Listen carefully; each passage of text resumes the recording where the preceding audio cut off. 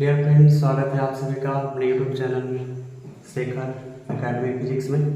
और पिछले क्लास में हमने पढ़ा था एडिशन ऑफ वेक्टर, हम लोग पढ़ रहे थे और आज जो है उसके आगे की बातें हम लोग पढ़ेंगे। तो उम्मीद करते हैं कि आप लोग को वीडियो जो है पसंद आ रहा होगा और आप लोग अच्छे से देख रहे होंगे। चलिए हम लोग आगे जो है एडिशन ऑफ वेक्टर को कंटिन्यू करते हैं। तो हम लोग पढ़ रहे थे क्या, addition of vector, addition of vector, सदिशों का योगफल, सदिशों का योगफल हम लोग ये पढ़ रहे थे। हमने इसमें देखा था ट्रायंगल लॉ से हमने रिजल्टेंट का परिमाण निकाला था और आज हम लोग निकालने वाले हैं उसका डायरेक्शन। तो ट्रायंगल लॉ था क्या, पहले उसकी चर्चा हम लोग करते हैं। ट्रायंगल लॉ था कि आपका दो सदिश है, एक वेक्टर P और एक वेक्टर Q। ये दो लगातार किसी त्रिभुज की भुजाएं हैं और तीसरी भुजा जो है ये वेक्टर R। ये क्या है, उल्टे क्रम में हो तो इस वाले वेक्टर को हम लोग कहते थे रिजल्टेंट वेक्टर। कौन सा, रिजल्टेंट वेक्टर कहते थे। यानी दो सदिशों को अगर आप जोड़ेंगे तो एक आपका सदिश ही आएगा और इस सदिश आपका क्या कहलाएगा, रिजल्टेंट वेक्टर कहलाएगा, यानी परिणामी सदिश। कौन सा, परिणामी सदिश, ये आपका परिणामी सदिश।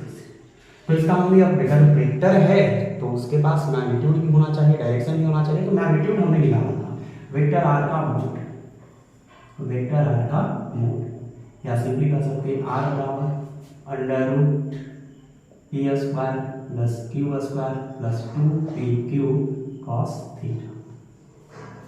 हमने क्या किया था, इस क्यू वाले से यहाँ पर जो हमने लंब डाला था एक वेक्टर पी के बड़े हुए हिस्से पे, ठीक है। ये आपका ए था, ए बी, ए सी और ए डी। सी से हमने जो है ए बी के बड़े हुए भाग पे एक लंब डाला था। तो आपका जो बी डी था, ए बी डी और ए सी डी, और बी डी और सी डी और ए एंगल कितना बना रहा था आपका, थीटा बना रहा था, है ना। एंगल कितना बना रहा था आपका, थीटा। और ये जो आपका वेक्टर आर है, ए जो है वेक्टर बी के साथ मान लीजिए अल्फा कोण बना रहा है। कितना कोण बना रहा है, अल्फा कोण बना रहा है। तो हमने मैग्नीट्यूड को निकाल लिया था, ये हमने बी डी निकाला था, सी डी निकाला था। चलिए बी डी कितना होगा आपका, तो इस त्रिभुज में अगर आप चलिए जो छोटा वाला त्रिभुज है सी बी डी, जो कि आपका समकोण त्रिभुज है, तो समकोण त्रिभुज C B D, C B D क्या आएगा आपका, राइट एंगल ट्रायंगल, है ना, इंग्लिश वाले लिखेंगे right angle triangle C B D. तो सी बी डी में अगर हम चले तो आप cos थीटा बराबर क्या करोगे, cos थीटा अगर मान लीजिए निकालना हो तो cos थीटा बराबर क्या होगा, B by H, that is B कौन होगा आपका, A B D, B D आपका क्या है, बी है, और एच आपका दैट इज वेक्टर क्यू का परिमाण। तो बी डी बराबर आ गया आपका क्यू cos थीटा। सिमिलरली उसी प्रकार से ये वाला साइन कितना हो जाएगा आपका, क्यू साइन थीटा हो जाएगा, और ये कितना आएगा आपका क्यू cos थीटा। इसमें आप साइन थीटा निकाल लेंगे तो आपका लंब बटा कर्व हो जाएगा आपका, है ना, परपेंडिकुलर बटा हाइपोटेनस, ठीक है।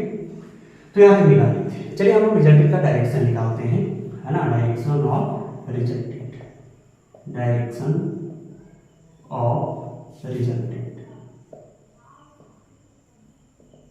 डायरेक्शन ऑफ रिजल्टेंट क्या आएगा, है ना। रिजल्टेंट तो हमने निकाल लिया, रिजल्टेंट का परिमाण निकाला, लेकिन बात आती है कि रिजल्टेंट का डायरेक्शन क्या होता है। तो दो कंडीशन है, यदि मान लीजिए F vector P makes alpha angle with vector P, sorry R, है ना, एक vector P makes in alpha angle with vector R, then tan alpha बराबर क्या हो जाएगा आपका, है ना। यदि सदिश पी जो है सदिश आर के साथ अल्फा कोण बनाए तो tan अल्फा, तो tan अल्फा बराबर निकालना है तो इस बड़े से ट्रायंगल में चले, है ना, जो आपका ए डी सी जो ट्रायंगल दिख रहा है इसमें क्या होगा आपका tan अल्फा बराबर, तो tan अल्फा बराबर फॉर्मूला क्या होगा आपका, p बटा b। तो p क्या है आपका, सी डी बटा आपका b कौन है, ए डी, क्या है, ए डी। तो सी डी कितना है आपका, चलिए सी डी को सी डी रहने देते हैं, सी डी बटा ए डी कितना आएगा आपका, A B plus B D, A B plus B D. C D का वैल्यू कितना है आपका, सी डी है आपका क्यू साइन थीटा, अभी हमने निकाला है क्यू साइन थीटा बटा ए बी क्या है, वेक्टर पी का magnitude that is P plus B D क्या है, B D Q cos theta, Q cos theta. तो ये tan अल्फा की वैल्यू आ गई। तो tan अल्फा और क्या होगा, क्यू साइन थीटा बटा P plus Q cos theta. ये जो है डायरेक्शन देगा आपका, है ना, ये डायरेक्शन देगा किसका, वेक्टर आर का, यदि वेक्टर पी के साथ अल्फा कोण बनाए तो। सिमिलरली अगर हम मान लीजिए कि ऐसा हो जाए कि कोई कहे कि वेक्टर आर जो है वेक्टर क्यू के साथ अल्फा कोण बना रहा है या बीटा कोण बना रहा है, चलिए अल्फा हमने एक बार मान लिया है, अब मान लीजिए कि बीटा कोण बना रहा है ना, तो उस केस में आप डायरेक्शन निकालोगे तो क्या होगा, चलिए सेकंड केस क्या हो सकता है, केफ vector R makes beta angle with vector Q. ये vector R makes beta angle with vector Q. यदि आपका वेक्टर आर बीटा कोण बना रहा हो वेक्टर क्यू के साथ, देन tan बीटा बराबर क्या होगा, तो आप कैलकुलेट कर सकते हैं। हम यहाँ पर ऐसे लिखते हैं, इस वाले इक्वेशन को देखिए, tan अल्फा और क्या है, क्यू साइन थीटा बटा P plus Q cos theta, यानी जिससे एंगल बना रहा है वो सिर्फ एक बार आया है, वो भी बटा में नीचे।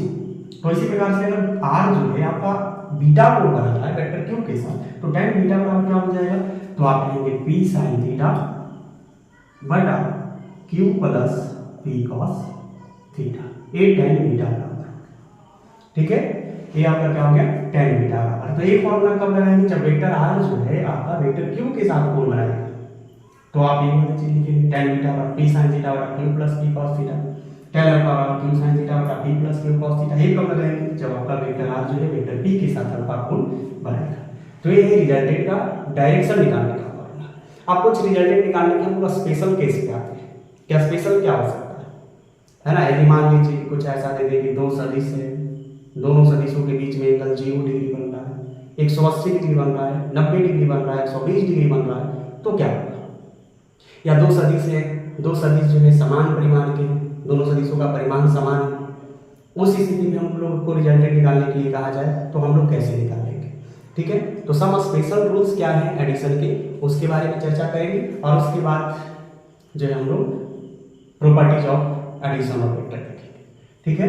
तो ये वाली चीज आप लिख लें, ये कब लगाना है, तो ये रिजल्टेंट का डायरेक्शन निकालने का फॉर्मूला है, और ये रिजल्टेंट का मैग्नीट्यूड निकालने का फॉर्मूला है, परिमाण निकालने का फॉर्मूला है, ठीक है। अब आगे हम लोग बढ़ते हैं।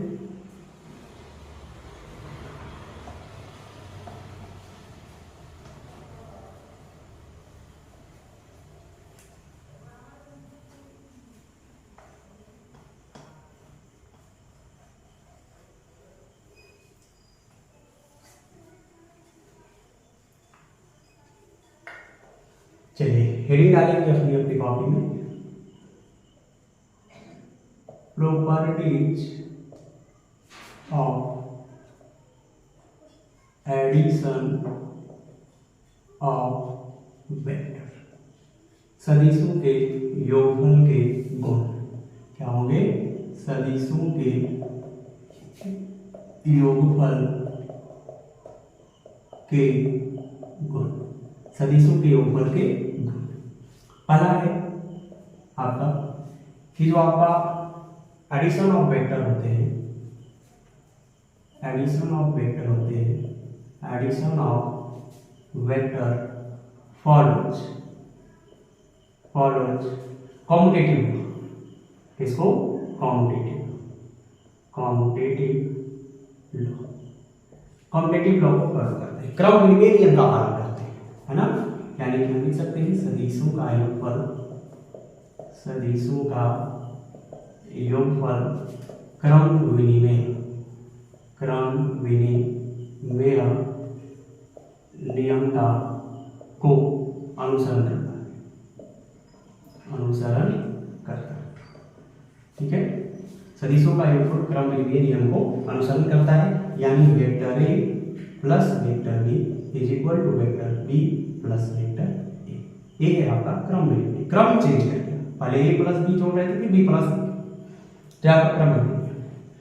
दूसरा आता है आपका addition of vector addition of vector follows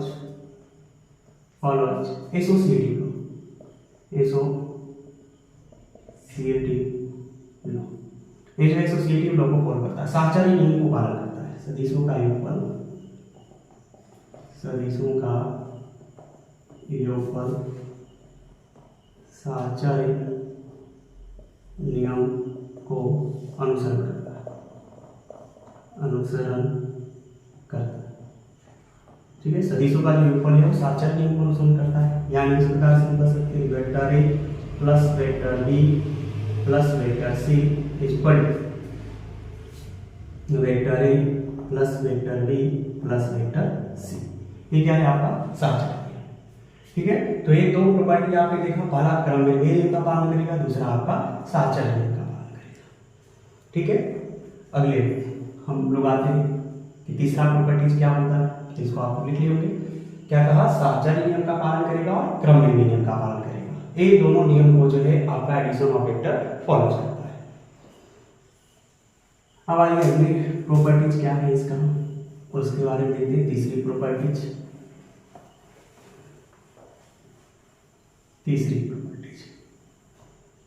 तीसरा प्रॉपर्टी है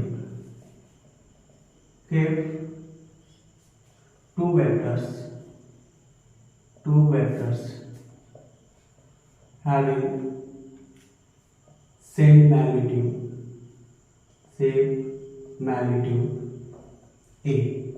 ठीक है, if two vectors having same magnitude A, then find magnitude and direction of resultant। ठीक है, कहा गया कि यदि दो सदिश है, दोनों सदिशों का परिमाण जो है वो समान है और परिमाण जो है दोनों का समान है और किसके बराबर है, ए के बराबर है, तो आपको पता करना है कि आपका जो रिजल्टेंट है उसका परिमाण और दिशा क्या होगा। ठीक है, हम हिंदी में इसको लिखते हैं, यदि दो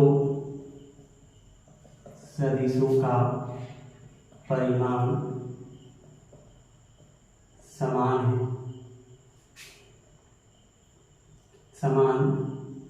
ए है, तो परिणामी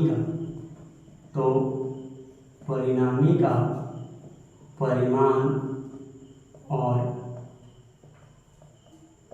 दिशा ज्ञात करें। आगे दो सदिश है, मान लीजिए मानो let two vectors be vector P and vector Q and angle between these two vectors be theta. ठीक है, माना दो सदिश P और Q है और इन दोनों सदिशों के बीच थीटा कोण है। ठीक है, दो सदिश है, तो पहले हमने मान लिया कि दो सदिश है। अच्छा, प्रश्न में क्या कहता है, प्रश्न के अनुसार है ना, अकॉर्डिंग टू क्वेश्चन क्या कहा है कि वेक्टर P का परिमाण जो है वो वेक्टर Q के परिमाण के बराबर है और वो किसके बराबर हो गया, a स्मॉल a के बराबर। ठीक है, तो पहले क्या आपका क्वेश्चन था कि यदि दो सदिश का परिमाण समान है तो परिणामी का परिमाण और दिशा ज्ञात करें। तो हमने दो सदिश मान लिया, वेक्टर P और वेक्टर Q, इन दोनों सदिशों के बीच का कोण मान लिया थीटा है। प्रश्न के अनुसार है ना, वेक्टर P और वेक्टर Q का परिमाण बराबर है, जो किसके बराबर है, a के बराबर। अब हम लोग रिजल्टेंट का फॉर्मूला पढ़ चुके हैं। रिजल्टेंट के मैग्नीट्यूड निकालने का फॉर्मूला क्या था, उसके ऊपर आते हैं। चलिए ठीक है, आपको लिख लिया। चलिए तो अब हम लोग चर्चा करते हैं कि रिजल्टेंट का फॉर्मूला हमें, ठीक है। तो रिजल्टेंट का फॉर्मूला क्या था, रिजल्टेंट का फॉर्मूला था परिमाण निकालने का under root P square plus Q square plus 2pq cos theta, है ना। क्या था, r बराबर under root P square plus Q square plus 2pq cos theta, ये था रिजल्ट निकालने का फॉर्मूला। तो इस वाले केस में r बराबर under root P square that is P और क्यू का परिमाण तो बराबर है, ये भी तो पी और क्यू दोनों क्या है, सदिश पी और क्यू के परिमाण। तो पी का परिमाण और क्यू का परिमाण किसके बराबर है, ए के बराबर है। तो A square plus B square plus 2a square cos theta हो गया। ये पी की जगह भी है, क्यू की जगह भी है, तो पी का स्क्वायर तो ए का स्क्वायर, क्यू बराबर क्या था, ए था, तो ए स्क्वायर हो गया। 2 था 2, पी की जगह ए और क्यू की जगह भी है, तो ए स्क्वायर कॉस थीटा। तो आप क्या हो जाएगा, under root 2a square plus 2a square cos theta. तो under root 2a square common हो गया, 1 प्लस कॉस थीटा हो जाएगा, 2a square into 1 plus cos theta. तो under root 1 plus cos theta. तो 1 प्लस कॉस थीटा का formula क्या होता है, तो 1 प्लस कॉस थीटा का फॉर्मूला होता है 2 कॉस स्क्वायर थीटा बाय 2। क्या होता है, 2 cos square theta bye 2a square into 2 cos square theta by 2, ठीक है। ये फॉर्मूला होता है आपका 1 प्लस कॉस थीटा। तो बराबर क्या होगा, अंडर 2 दूनी 4a square cos square theta by 2। So r equal to 4 का वर्गमूल 2 होगा, a स्क्वायर क्या निकलेगा a, कॉस स्क्वायर क्या निकलेगा कॉस थीटा बाय 2। तो r का मैग्नीट्यूड कितना आ गया आपका रिजल्टेंट का, यदि दो सदिश आपका समान होंगे, दोनों का मैग्नीट्यूड अगर बराबर होगा, तो आपका रिजल्टेंट का मैग्नीट्यूड का फॉर्मूला क्या होगा, 2a cos थीटा बाय 2 होगा। तो ये आपका रिजल्टेंट का परिमाण। अब हम लोग डायरेक्शन की बात करते हैं कि vector r makes alpha equal